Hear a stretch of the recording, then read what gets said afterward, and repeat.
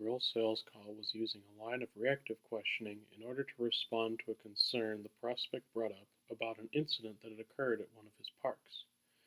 These questions, which involved me reacting to the information the prospect had just provided, allowed me to more effectively understand why he was interested in buying our non-lighting grills to replace the ones he already had.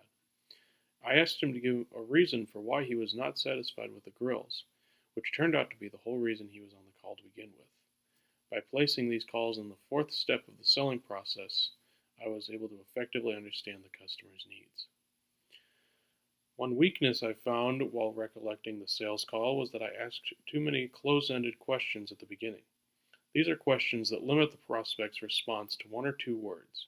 These questions included such things as, how many grills do you currently have, and do you like your current maintenance plan? Which, while helpful, hindered my performance since I continued to use these questions all the way through the fourth step of the sales call.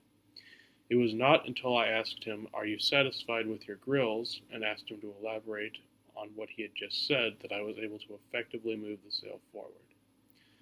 A strength I had in the sales call was showing the prospect the looming losses that he faced if he did not change the grills in his park. This was done in accordance with prospect theory, which says that losses loom larger than gains, and that while customers are risk-averse when they are gaining, they are risk-seeking when they are losing. By having the prospect mentally account for these losses, he was better able to understand his situation and see it in a way that he had not previously done. As a result of this, the prospect became more risk-seeking with his purchase of our grills, even going so far as to abandon his initial sticking point on the price of the grills that he had so aggressively fought for before the looming losses were introduced. My other weakness in the sales call was not effectively listening to the prospect when it came to grill maintenance.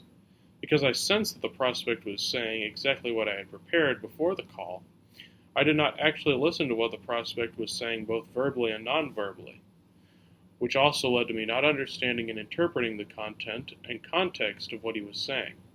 This also led me to not correctly evaluating the message, since I had already agreed with what I thought the prospect was saying before he even had a chance to say it.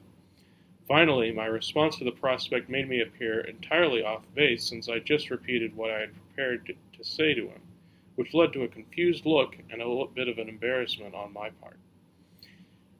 My response should have involved giving him feedback based on what he said and encouraging him to elaborate on what he wanted out of the maintenance plan. By misusing the SIRE pyramid this way, I had to work much harder, since I had to rebuild his trust in me to hear out all of his concerns.